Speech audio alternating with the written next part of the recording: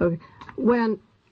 So that we don't jump all around and we tie it together now, I explained how Alan always thought that nobody would read this material anyway, and that I did receive the Warren Report, and I read it, and I had to wait from September 64 until December 64 for the 26 volumes to arrive from the government printing office, but I was busy reading the Warren Report at that time.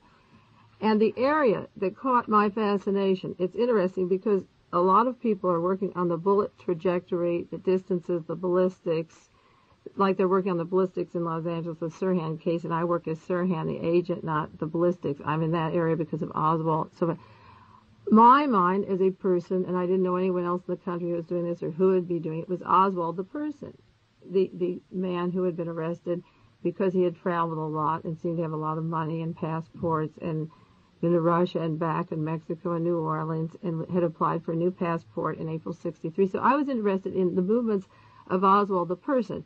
Now, just by coincidence, we read the remark where Senator Cooper, 4 months before the book was published, said, "I think where our investigation is weak is what happened." We read this before. To this man, when he left the U.S., went to Russia, came back, and the whole State Department thing and the Des Moines shells.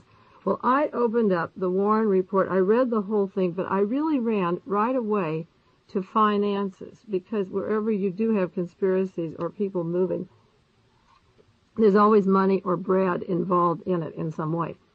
So before I even read about the motorcade or the part that preceded in the Warren Report, I opened up to, in my Doubleday edition, to page 280, which began the associations in the Dallas-Fort Worth community. Louis Nizer had said, also in his introduction, that there could not have been a conspiracy. He ruled out in his introduction, in case you didn't read the whole book, there couldn't be a conspiracy because if Oswald were a Russian agent, he wouldn't bring home a Russian wife in a milieu that was unpopular to her and so obvious in the Dallas-Fort Worth community. And he couldn't be an American agent because we asked the heads of our agencies if he was J. Edgar Hoover, Richard Helms. They didn't examine the material. They said, was he an agent? And they said there was no iota of truth. He was not an agent. So it was their word versus the evidence that piled up. So I opened my book to the associations in the Dallas-Fort Worth community. And this is the way it reads. The Russian-speaking community. Shortly after his return from Russia in 1962, Oswald and his family settled in Fort Worth, Texas, where they met a group of Russian-born and Russian-speaking people in the Dallas-Fort Worth area. The members of this community were attracted to each other by common background, language, and culture. Now, Oswald had been in the Marines 3 years. He'd gone to the Soviet Union and said, I don't like America. They're hard on the blacks. My mom can't get a job. I'm going to give you my radar information. I can't stand America. And he stays there several years and comes home with a Russian wife.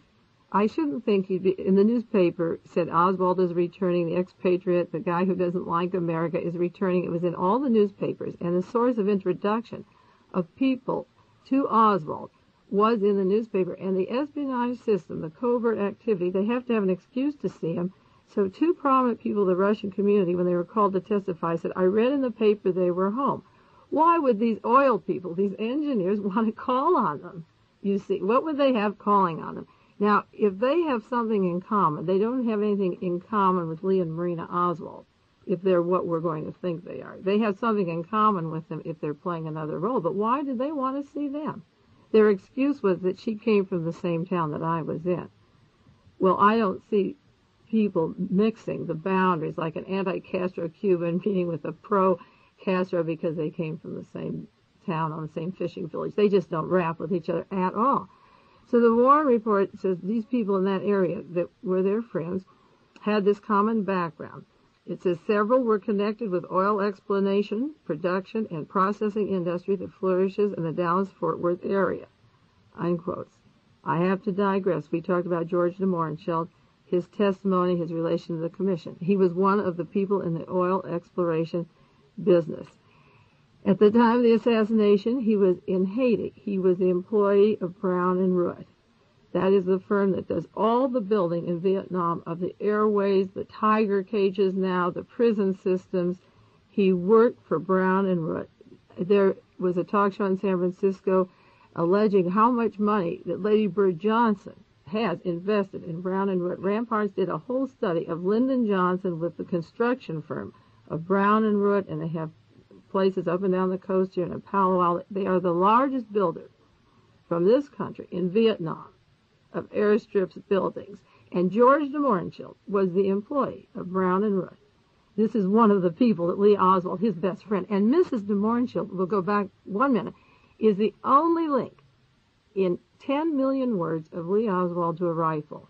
Nobody saw him hold a rifle. We'll go later, but I want to share it when they say they were in the oil exploration field and processing industry. They were in many things, and these were the people that they were to see, called the associations in the Dallas area.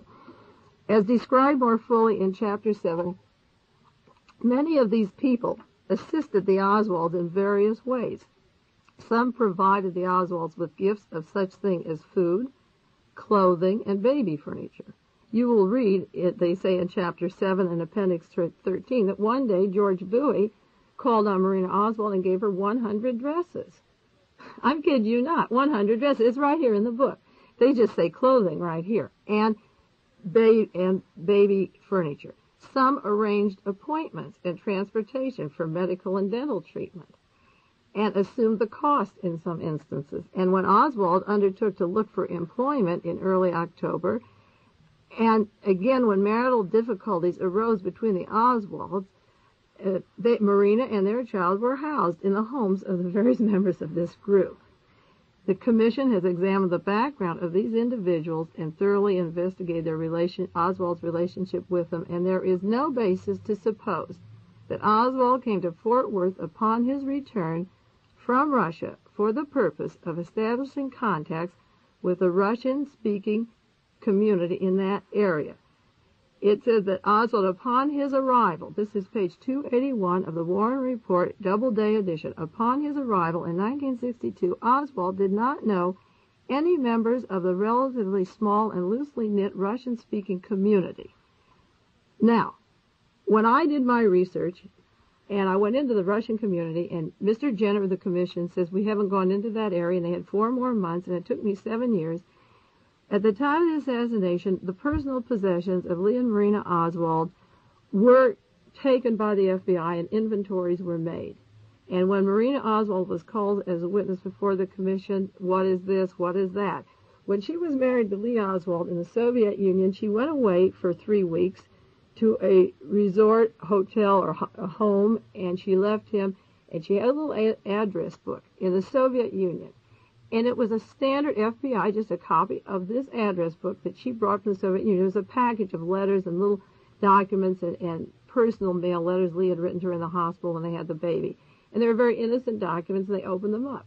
And among the address books, she testified, these are from the Soviet Union, I had them in the Soviet Union, was the name of a woman whose husband got Lee the job at Jaggers Chili Snowville. That name is in her book that she said was people in the Soviet Union.